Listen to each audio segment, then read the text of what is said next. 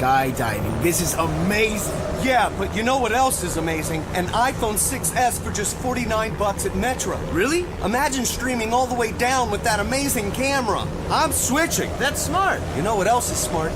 Parachutes. Switch to Metro and get an amazing iPhone 6S for only $49. Metro by T-Mobile. Phone offer requires port-in of number not currently active on T-Mobile network or active on Metro in past 90 days. See store for details and terms and conditions. Welcome to Life Transformation Radio. This show is all about life transformations and our journey from where we were to why we are doing what we are doing today. We will discuss the hiccups, the roller coasters, and the blood, sweat, and tears that has been poured out while discovering our purpose. It is all about our transformation. Here is your host, Sean Douglas. Welcome, my friends, to another episode of Life Transformation Radio. I am your host, Master Resilience Implementer, TEDx speaker, performance enhancement expert, and author, Sean Douglas. I want to acknowledge everybody listening. You could have been doing anything at any moment of the day, but you've decided to listen to the show. So I want to thank you and honor you for joining us. This show was heard in over 48 countries, such as the U.S., India, Canada, France, Australia, and Panama. So I want to thank you to those who are listening from around the world. Life Transformation Radio is all about our transformation. Here, we tell the stories of why we're doing what we're doing.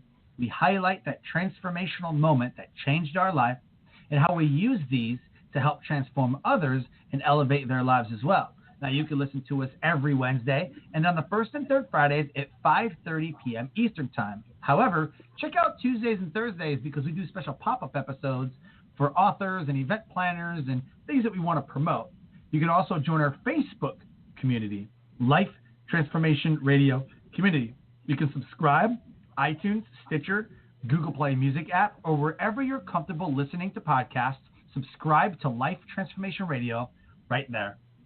On the show are impactful and amazing guests that are impacting everyone around them. And my guest today does exactly that. Please help me welcome to the show, Alan Stevens. What is up, my friend? G'day, how are you today? And thanks for inviting me on, by the way. Yeah, absolutely, man. Absolutely. So tell everybody where you're calling in from and what time it is. It's Newcastle, Australia, which is in New South Wales, just north of Sydney, and it's 7:30 in the morning. 7:30 in the 14-hour difference, man. That's right, on Thursday. Yeah, on Thursday. So it is May 9th right now, and it is 5:32 p.m. on a Wednesday. So it's so cool that we get to do this. I mean, you're in a whole nother day, and we get to do this type of show and this type of meet. So with the help of technology, man, time is no barrier, And that's exactly right. It just makes life so much easier to be able to connect with anybody anywhere around the world at any time. I love it. Oh yeah, absolutely, man. So I mean, I really want to tell you how much I appreciate you coming on the show. We had talked months ago, and I was just riveted with your mind and how you look at things. So this show is going to be super, super amazing. I learned a lot in the short time that we had talked. So if you're ready, let's do this. Let's go ahead. So Alan Stevens is an international profile and communication specialist. He is regularly featured on national TV, radio, and in the world's press, profiling the likes of our leading politicians, TV and sports stars, as well as Britain's royalty. He is an Amazon #1 best-selling author, a coach, and trainer. He's been referred to as the leading authority on reading people globally by the UK Guardian and The Mentalist meets Dr. Phil by the Herald. Ellen teaches people how to understand themselves and read other people so that they can create better and longer-lasting relationships in all areas of their life. In business to increase sales and improve staff and customer loyalty, and in raising and educating our children as well as our personal relationships. With an international client like Disney Films and Gillette, high-profile organizations like the Australian Federal Police, Ellen now works with business owners and executives to understand and engage their clients and prospects, enhancing their presentations and negotiation skills. Okay, All the links are in the show notes. Go to Alan's website, www.alanstevens.com.au.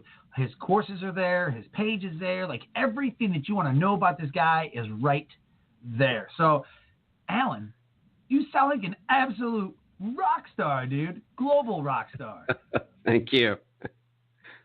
So Thanks cool. very much. I want to know what it means. The Mentalist meets Dr. Phil, and I named the show this because that, out of everything, stuck out.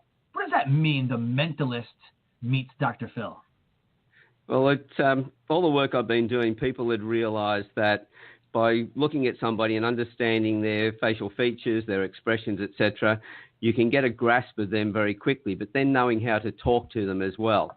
So it was a little bit like, well, the Mentalist show that was on TV, being able to watch people and recognise their behaviour straight away, but then knowing how to steer the conversations as well.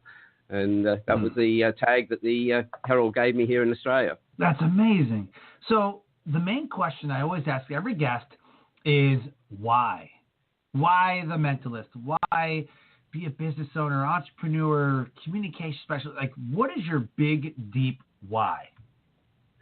Why I do what I do is because I love working with people and helping them find solutions to their situations to improve their lives. It's probably because of the experiences I've had over my life and the things that I've been through. And that's driven me to I just enjoy people. And I just love the potential that people have and helping them to actually recognize that in themselves, to realize their life is so much richer than what they think it can be. I like that. That makes so much sense because I feel like even like, you know what imposter syndrome is. You know, we talk about like imposter syndrome, and it's almost. Do you ever come across this, like experience this in your work? I was at an event and they paid for my hotel room, they paid for everything. I'm like, oh yeah, it's natural, but they paid for like a suite. And I was like, I'm good with two queens or even a king. Like, I don't deserve. It has a living room and like love making jacuzzi tubs, and I'm like, what? This is crazy. They didn't have to go to this great length for me. Do you ever come across that? Yeah, I have, and I've probably lived it many times myself. Because when I was doing this work, I found that people around the world were putting me on a pedestal, and I'm going, this is not me. You know, I'm just an average guy who just likes to help people. But people were looking at it and going, look, you're so great at what you do. And I go, no, I'm no different to anybody else. Right. Yeah, I'm right in line with you. Same thing. I'm like, that was not, and I even told the event organizer, that was so nice of you. Like, I was not expecting that. They're like, you deserve it. You know, I'm like, and I wanted to be like, no, I don't. But I was like, yeah, you're right. Okay, thank you. Sorry, you know, whatever. That's right. But that was that. So many people that we moment. talk to, and that they, everybody has that feeling. They don't think that they're good enough. That's really what's driven me into doing what I'm doing, because I see the potential in people, in what they can actually do. What their body gives away to me tells me straight away that they can do so much more. So if I'm able to help them, guide them through that, I've pretty much been guiding myself through it as well. I'm helping other people. How hard is it to even coach ourselves, right? Oh, definitely. It's terrible. I've got all the tips for everybody else, but then somebody, says, hey, man, you just coached me through this. Like, you're experiencing that? I'm like, oh, yeah. So, definitely. And it doesn't matter how good you get. If you think you're really good at what you do, you still need a coach. Like all the best coaches in the world, or people like Sir Richard Branson, they have their guides and coaches as well. Because when you're really focused in on something, as they say, you can't see the forest for the tree because you're standing too close to the tree. You need other people to guide you. So if I've always got coaches, and I always ask my coaches, who are your coaches? And I don't ask them for the point of view of, because I want to go and work with their coaches. I want to know that they're teachable, that they're actually haven't got that arrogance that they know everything, because if they have, they've hit their level of incompetence and they can't help me any further.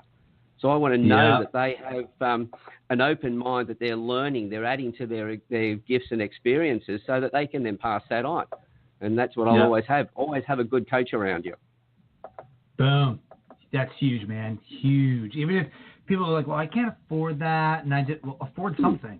like just afford something, you know? So That's it. tell us, like, who were you, before you became the mentalist and the communication strategist and all that? Like, who were you, 10, 15, however many years ago? Who was Alan Stevens? Well, there's probably been a lot of versions of me over the years and that, because the universe has really just nudged me along the way down different paths. I go down one path and it nudges me a little bit further into another path. So it's been a slow development into what I'm doing now, but I've had a few major things in my life that have actually triggered that. But originally, I was my first job was as an apprentice working with our telecommunications company here in Australia. And I stayed with them for 23 years and left them as a principal technical officer. And that was at the age of, well, I joined them at the age of 16. And I left them in my late 30s, about 38 at the time. And from there, my life completely changed into working in just about every field you can think of. Wow. Right on, man.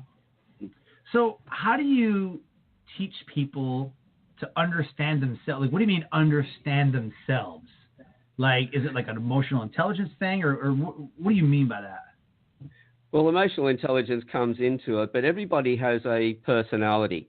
I know there's a lot of programs out there that try and put us into boxes like Myers-Briggs and DISC and other things. That's fine for an organization because they need to get an idea of who you are so they can see whether you might fit their culture, their organization. But then I come along and I like to treat the person as an individual, because everybody is unique and everybody has a gift of one form or another. And we're all different to each other. So in that, I like to be able to help people to understand their personalities, know why they do the things that they do, and know why their buttons get pushed and when they get pushed, so that they can then set up their environment so that they can have a happier life doing the things that they love to do, and knowing when their triggers are being, or the buttons are being triggered, that they can then deal with that as well by changing their environment. And how does environment play a critical role in that? I mean, does it have to be like I grew up in a, domestic violence and, alcohol dominated, household. I mean, how much does the environment matter? Well, first of all, we've got what they call nature, which is the stuff that's passed down in our DNA. So the basis that we start with. Okay. But after birth, everything then comes down to the environment, how we respond to that.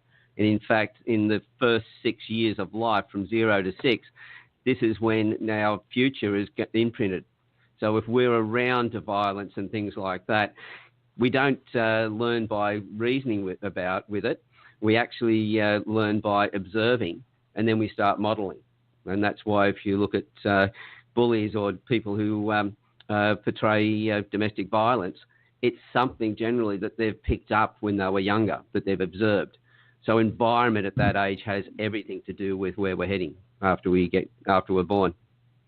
Yeah, I totally agree with that. Some of the transformations that I've gone through had to do with dropping the habits that I had, because those are some that I picked up because that's what was modeled for me.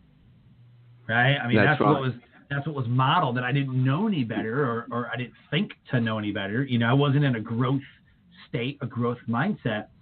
But now that, we're in that space, as an influencer, we're more aware, whether having mindfulness strategies or whatever, we're more aware of those things. So what do you see most, like in what you do, what do you see most? I know it's a broad question, but what do you see most? Is it somebody who can't overcome something? Is it someone who can't articulate something? What do you see the most that you, I guess, treat or that you help? I work in just about every area you can think of, and with people from all walks of life. But it's usually a disbelief that their life can change. If you're in a situation and you've been there for a while, you get to a stage of going from where you're just depressed to where it becomes super depressed to where it becomes, this is the way life is always going to be. It's a state that we'd call melancholy, where you just decide that life's never going to be any different, and I've just got to live with this particular situation. And then when you try to point out to somebody that there are different ways of doing it, they'll always come back and say, oh, that won't work. And you go, well, have you ever tried it? And they go, no, but it won't work, because that's the state of mind they're in. Oh, my gosh. I know somebody just like that. I'm like, yeah, dude, I was like, hey, I just got booked to speak, oh, he's like, yeah, I can never do anything like that. I'm like, well, have you tried? Like, well, I just know I can't. I'm like, how do you know if you don't try? I just know. Like, I know me. Like, I don't think you do.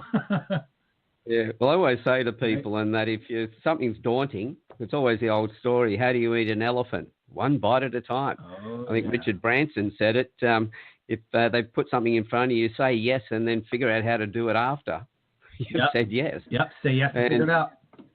Most people don't realise the potential they've really got.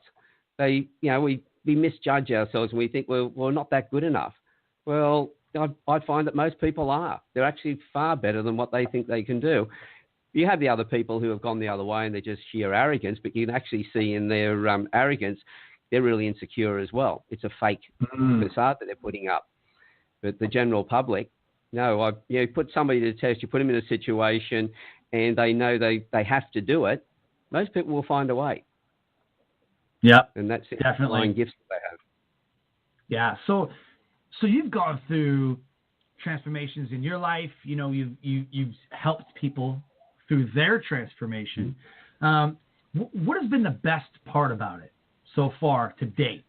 What moment stands out for you? This is really difficult because, I've worked with so many people and they've got some great results. I've worked with people with PTSD who have had 2 years with psychologists and psychiatrists, got nowhere, and within a couple of sessions with me, it's all changed. I've worked with parents with children who have got autism or Asperger's on medication. Schools don't want them anymore, and I teach everybody how to actually speak to their personality style, and their lives have changed. And 6-7 years later, I'm still getting testimonial videos and messages from the families saying how their life is continuing to change in a positive direction. Oh, that's huge. It's one of the reasons I started putting all my success stories up on the website, because people didn't believe it. So they had to hear it from the horse's mouth, so to speak. So it was videos from all the people I've worked with. Yep. Oh yeah, absolutely. What I picked up on, and after doing this show, you start to pick up on different things. And one thing that stood out to me was that you said, I keep getting testimonials years later. And I love that. You said years later. Like, it's not just here, do this for now and come see me in 6 months, like a doctor, right? Like, here, take these prescription pills, come back to me, we'll check on you. Like, no, it's let's fix this. Let's figure this thing out and let's fix this. You're not putting Band-Aids on people's problems. That's right. Well, I'll give you an example if you like. About 7 years ago now, there was a lady, I just did a weekend event for her. She ran a singles group, and so we did an event called How to Avoid the Psychopath and Other Practical Dating Tips. And at the end of it, she had a lot of fun with it, but at the end of it, she said, look, I've got a 6-year-old son. He has Asperger's. The school wants to push him out into special needs classes. The after-schools care and that don't want him either. And she said, I'm a single mum and I manage hotels and I just don't have – I need the school. I need for them to help me.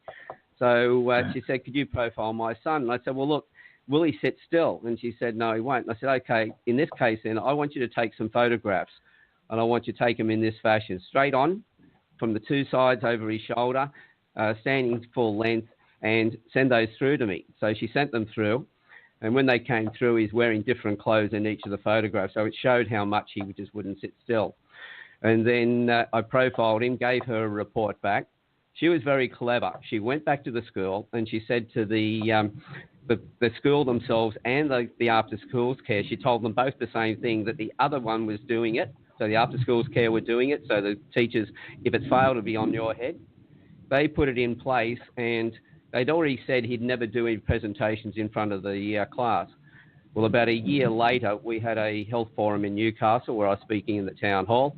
And I said to everybody, well, look, it's no use me just telling you how good the stuff is that I do. How about we hear from somebody? And she was in the audience. came up on stage and said how he was now doing presentations in front of the class. Since then, 2.5 years later, the next testimonial she did with me, she told me how he was now, they'd reduced his medication, but actually didn't need the psychologist anymore. Another, when he turned 11, she finally decided to have a birthday party for him with all of his mates, thinking that was going to be a disaster. And as she said, it was a noisy boys' party, but it was a boys' party and no other problems. He's in high school and he's doing really well. And she's used the same skills that she learnt in the session that we had, and it was only one session, to actually find the fellow of her dreams. And she's now got a partner and living down on a country village, and everyone's going really well. And that was getting on to 7 years ago now when I first did that profile. Amazing. That's and this is what I love doing. Right? I'll say that's the stuff that drives what we do, right? Like, for me, when I'm on stage and I'm speaking and like I'm going, this weekend, I'm leaving tomorrow to go to Utah for a podcast festival. I'm keynoting a podcast festival. And what I love is that I know people are going to come up to me afterwards and go, that was so great. Like, I needed to hear that. Or, what we hear, that makes it worth it, right? That's makes exactly it worth it. So I don't believe that life is all sunshine and rainbows. Totally against that. What is one of the worst parts about your transformation or something that you've encountered, along your journey?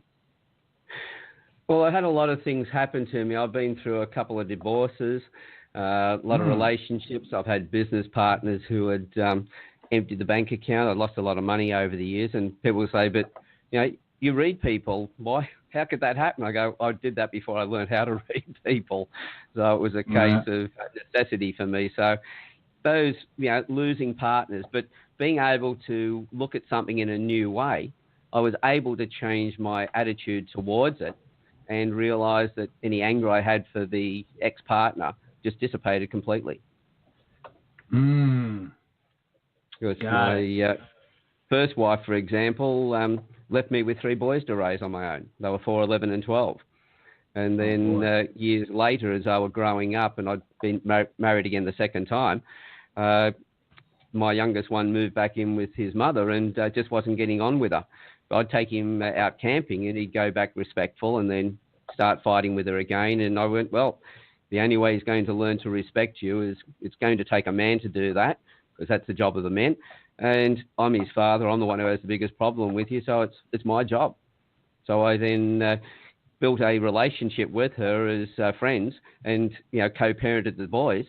And from that, they learned how to respect women, and they've all married with their own children and wives, and they're having, they've learnt that lesson earlier on. So when she did need some years later somewhere to stay for a while, she needed somewhere to stay for 3 months. And I said, she said, you've got a spare room, any chance of staying with you? And I went, 3 months, right? Well, she moved out last April after 3.5 years. And people say, how could you put up with her? And I go, I looked at it from the point of view, how was I able to do all this? Yes, she left us. She virtually told me I wasn't good enough to be her husband. But I looked at it and thought, well, I can be angry at that. Or what was the great thing about our partnership? Well, I've got 3 boys that I love and respect. And I wouldn't have had those without her. So that's how I started looking at her. And that was how I changed my attitude. I'll tell you what, I've got a mentor, and that's exactly verbatim what he says. What's great about this? Anything that happens, what's great about this? What could be great about this? And it's all a matter of thinking in a different way and reprogramming how you think, feel, and believe. Because instantly I'm like, oh my gosh, like no way, 3 months with like an ex-wife or something. Like, oh man, this is not gonna end well. You're like, 3 years. I'm like, no way. Like, holy crap. So I just, wow, that's amazing. But yeah, I'm totally blown away that in that moment I said, oh my gosh, like no way. And then he said, what's great about that? And I'm like, right. Like, what's great about this? Like, what could be great? And focus on the positives, because where focus goes, energy flows. So you need to focus on the positives, definitely. Perfect. I like that. So moving forward, I talked about an influence that I have. that taught me say yes and figure it out. Like you had mentioned earlier, that's his motto: say yes and figure it out. And every situation, bad, good, what is great about this? So I want to ask you, who are some of your influencers? Who do you follow? It could be big, it could be small, it's whatever. Who are some of your influencers? Well, people like Ogman Dingo, Richard Branson, people who have got both living in the spiritual world, but also in the material world as well, balance the two. But more than anything, it's really everybody I meet. It's hard to distinguish and say, there's one particular person or group of people. But when I'm teaching people, people say, do you teach people? I go, no, I learn them. I know it's bad grammar, but virtually what it means is that when I'm teaching someone, I'm always learning from them as well. And I used to I was a zone supervisor and club captain of a surf club and zone supervisor of 3 clubs. And my job was part of it was to examine all the kids for their bronze medallions, for their surf lifesaving awards. And I would ask them, well, tell me how you're seeing the beach. Where are the rips? What would you do? And all of a sudden, I was seeing things in a different way through younger eyes than I had. So they've been my mentors as well. Then older people who feel that their life is over, get into a conversation with them, the richness of the stories they have. Yesterday, I was in a cab with a guy who was in his 70s. He was driving the taxi for me, and we got into a conversation, and it was about a 45-minute drive, which I think took about 5 minutes as far as it just dissipated or disappeared very quickly with the conversation we were having. Wow. And he was telling me some brilliant things about his past. It was, fantastic. So I'm always learning from everybody that I speak to. There you go. So talk about some of your supporters. What kind of support system do you have in place? Well, being in business, one of the things that's most important is I don't see anybody as competition. I see everybody as a possible collaboration and somebody I can learn from as well. So I have what I call profit partners, and these are other business people who are running their own businesses, but we have similar client base, etc. And we're looking at, well, how can I help you this week? What are your goals? Who do you need to be connected to? And now we have those regular calls every week where I'll then look at how I can help them build their business, and they're helping me build mine.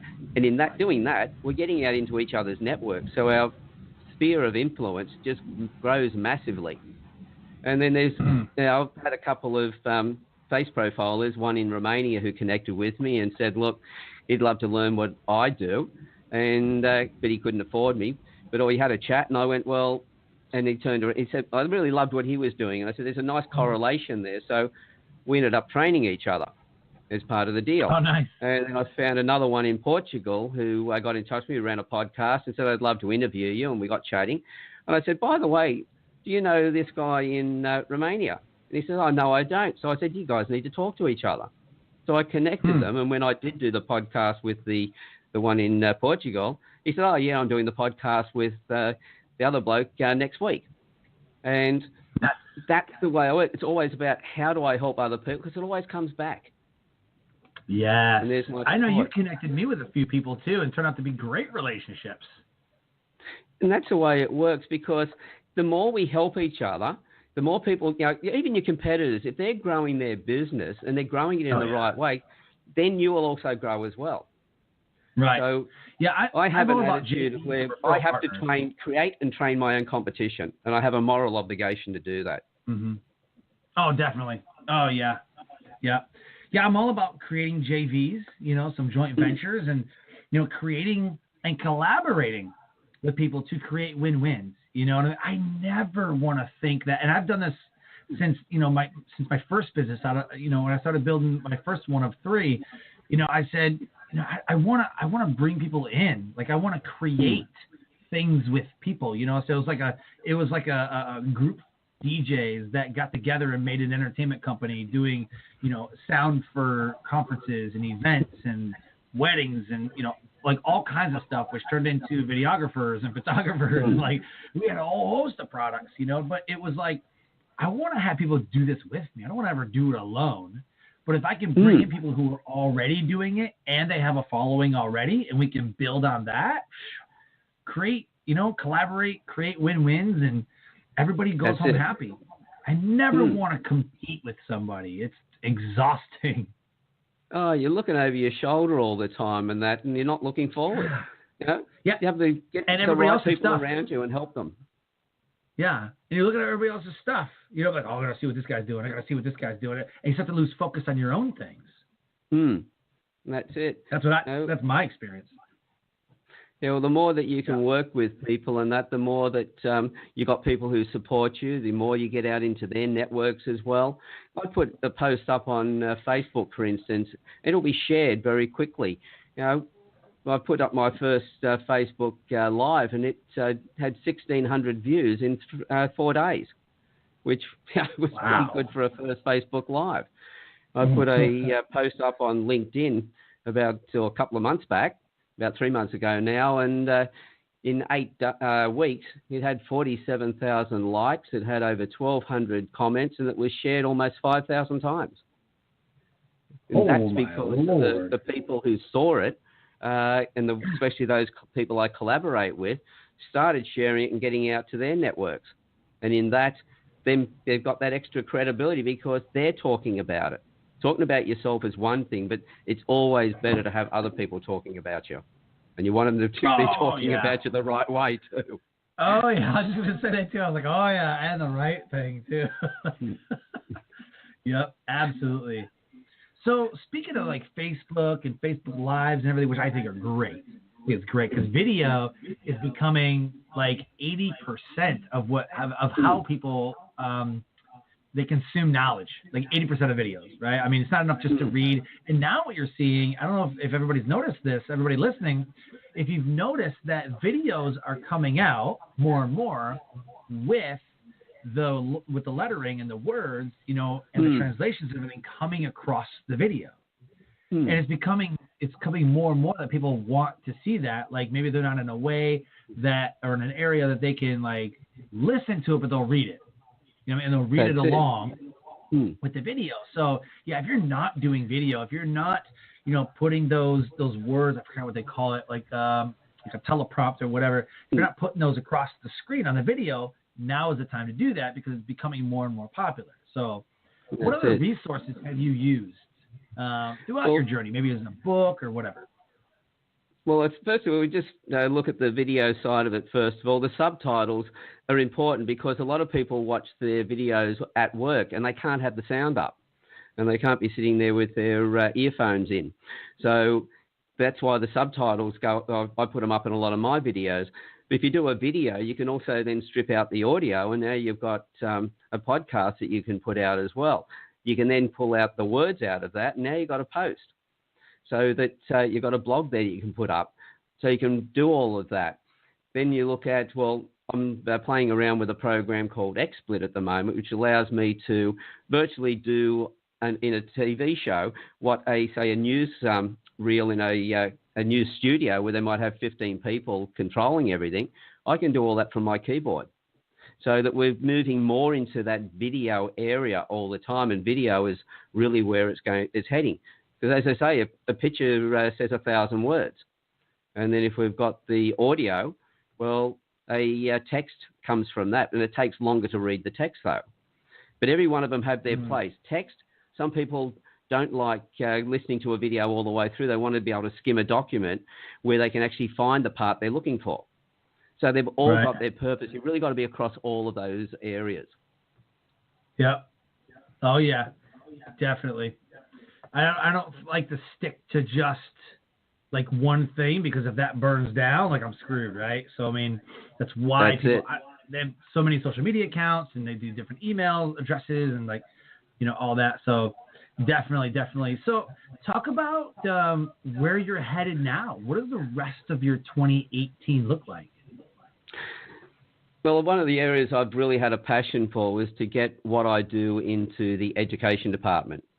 Because you can imagine if teachers can, just by looking at the children, because where I work is mainly the facial features, and they tell me someone's personality, how they like to think and process, how they like to take information in, and it even down to what hobbies and sports will suit them. And then finally, as they're getting towards their final years at school, what careers will suit them? Because I don't know about you, but I know when I left school, There's probably about 80% of people had no idea what they wanted to do. And where did we get our advice from? Somebody was saying, oh, you should be an accountant because, you know, you'll make a lot of money there. Or if they were in the industries and that's their background, then they'd point us in that direction as well. If we had to go to university to do a degree, then we end up with an education debt because we've had to get support to do that. And we go into a career and we go, I don't like this. Or we finish a degree or don't even finish the degree. I think in Australia, they're saying that 40% of people who start a degree finish.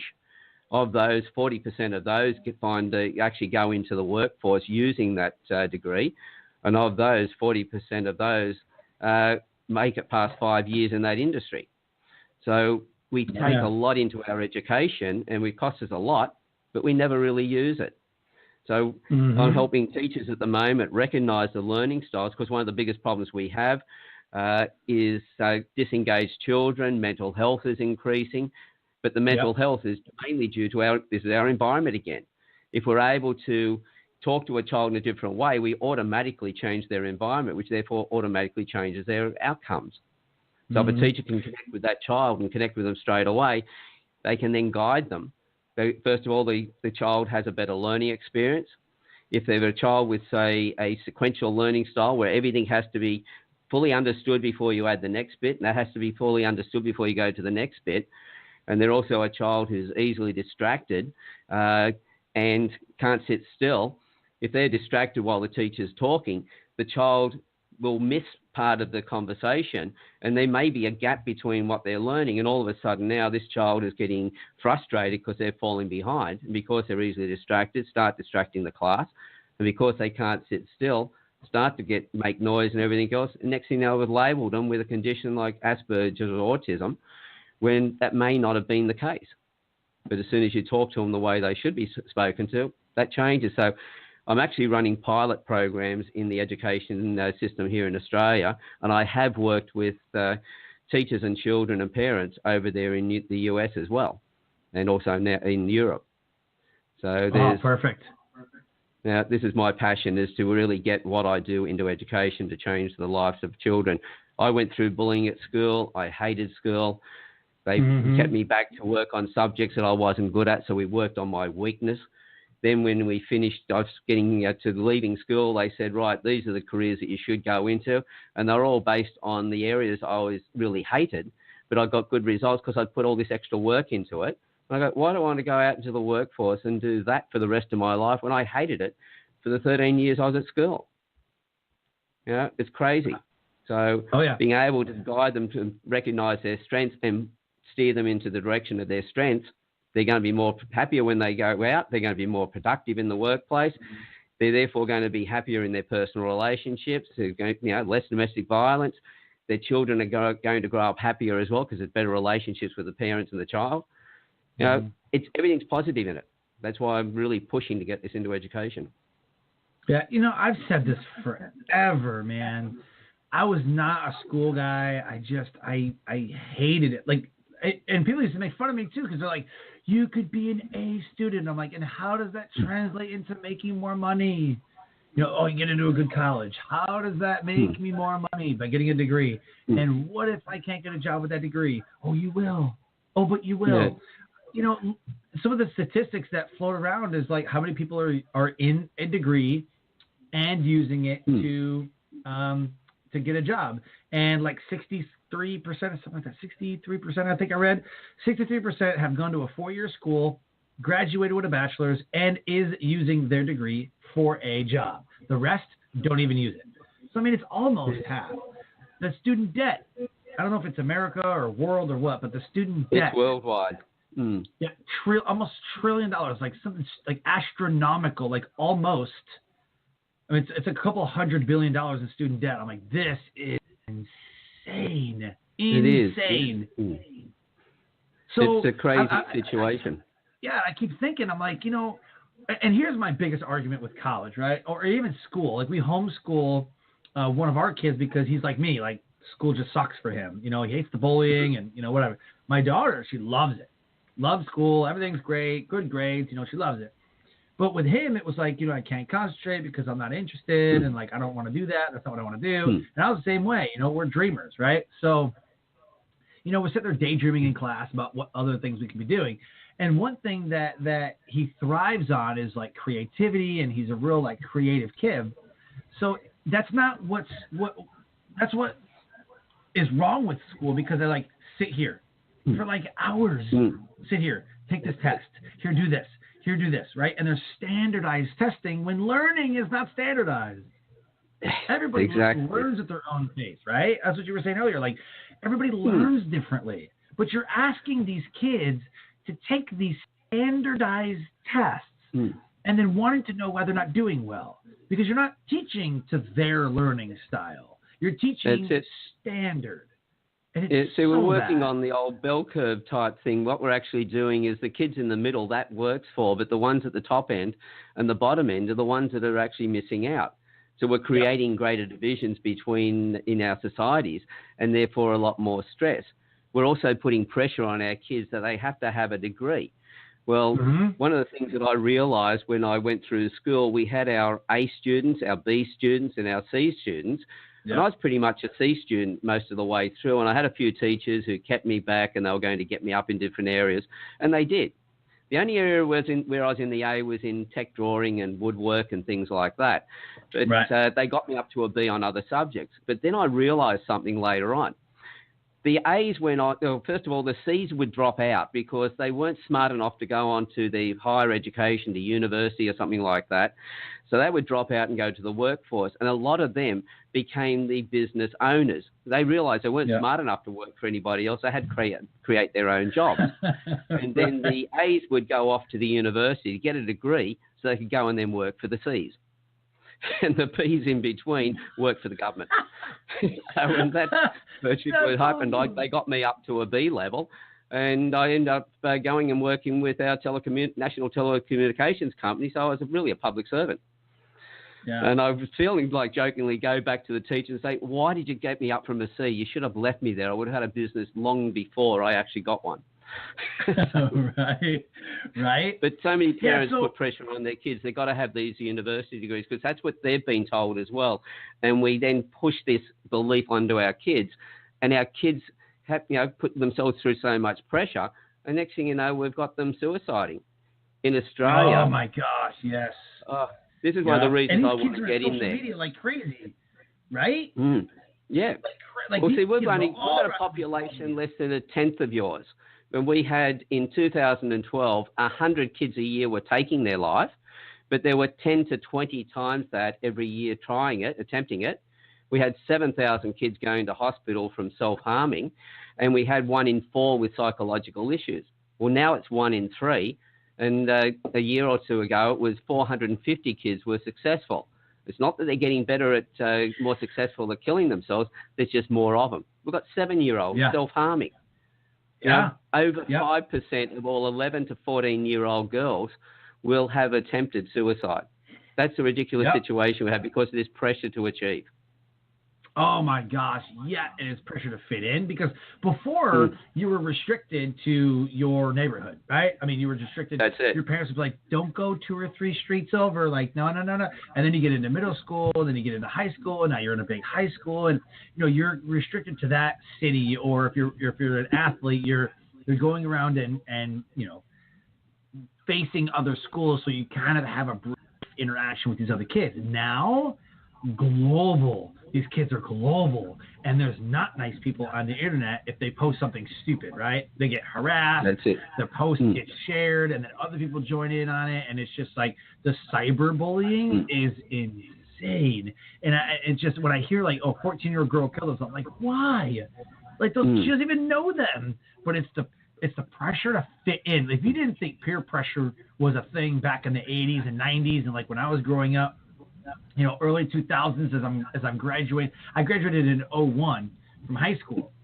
And, I joined the military and there was a pressure there. Now, the pressure is huge.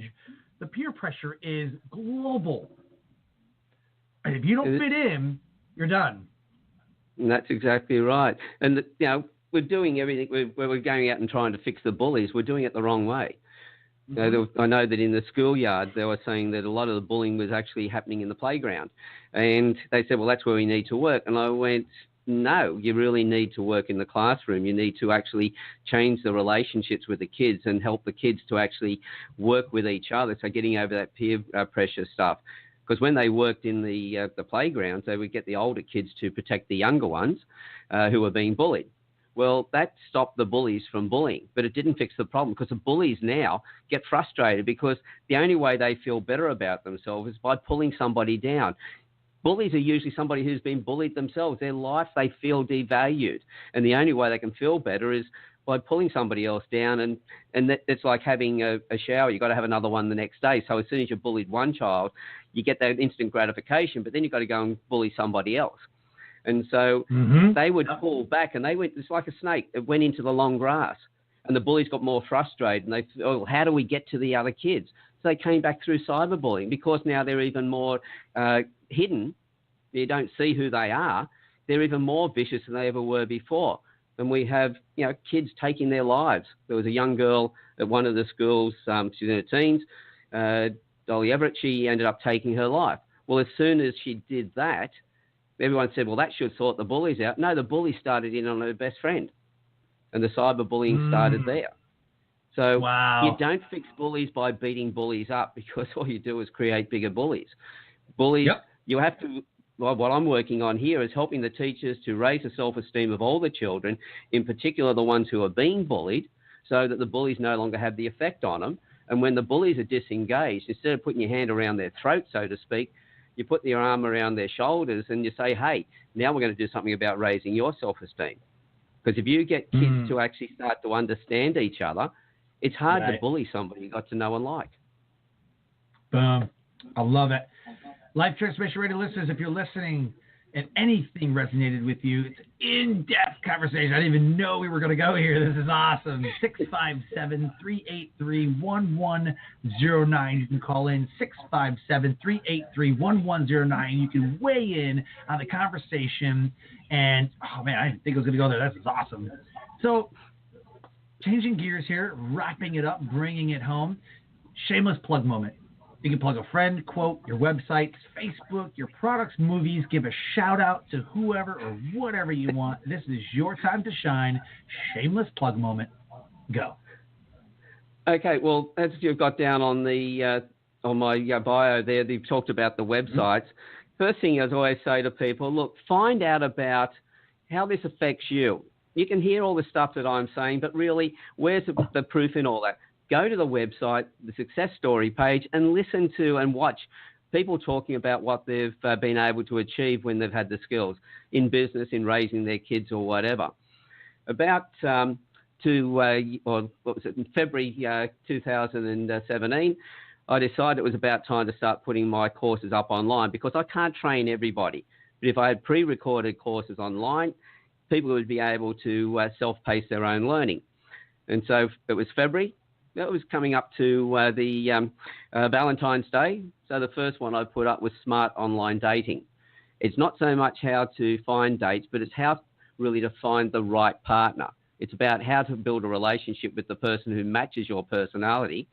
And then if you do already have a partner, the same course will help you to know how to keep that partner as well.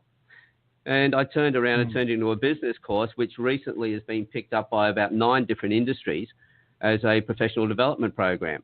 So these are short courses you can do in an afternoon that'll give you some skills where you can go out and build instant rapport. And some of my clients have doubled their conversion rates in their sales.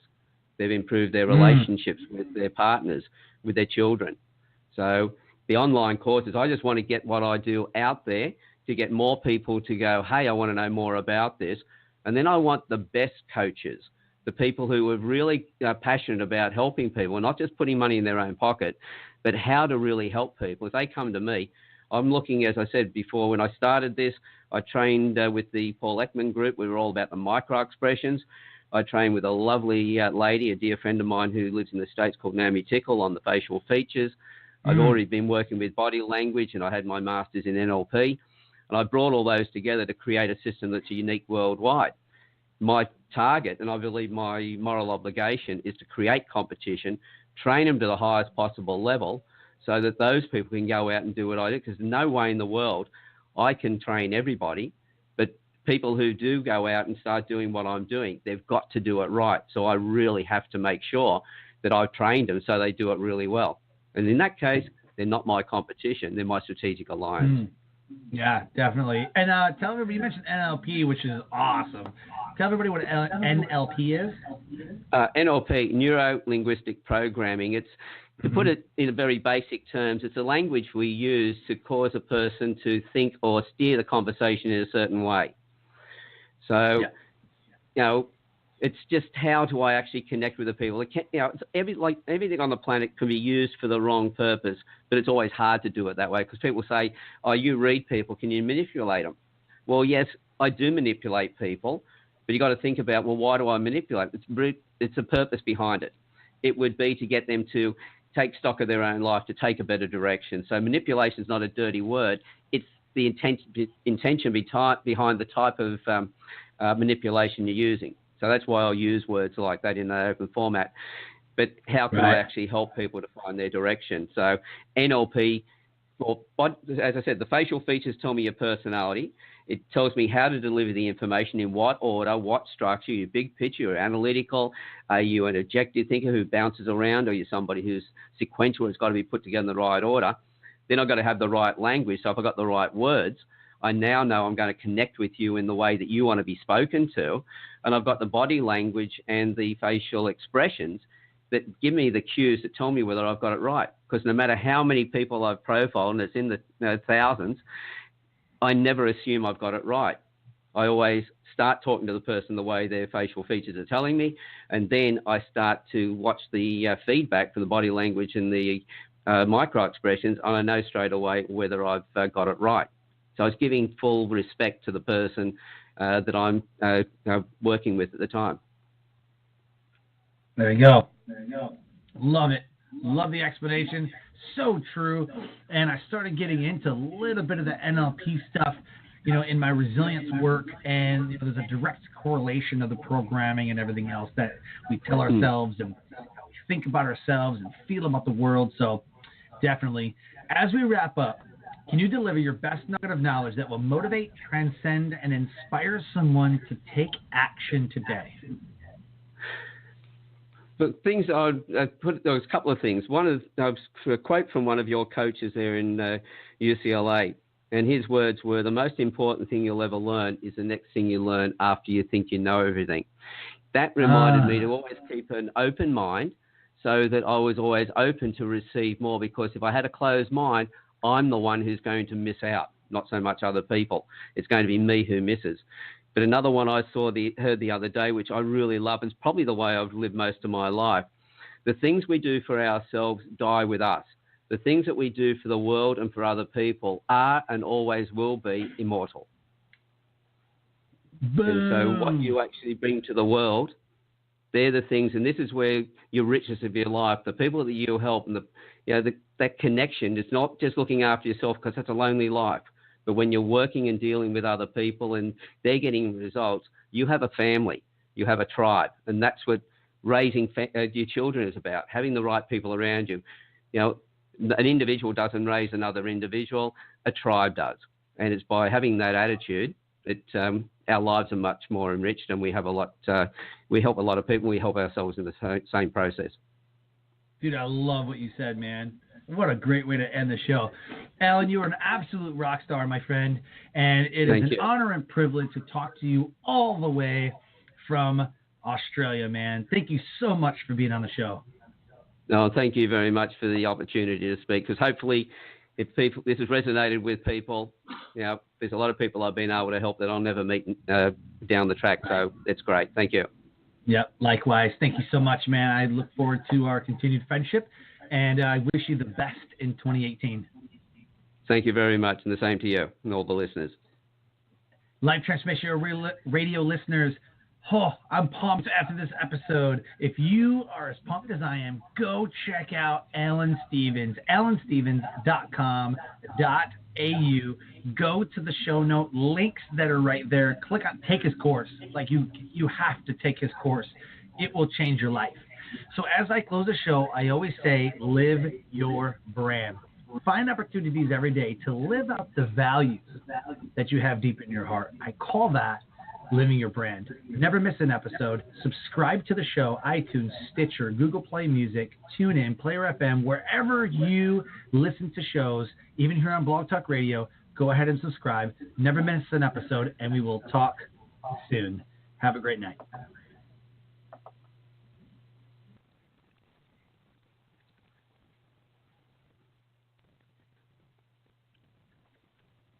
Skydiving. This is amazing.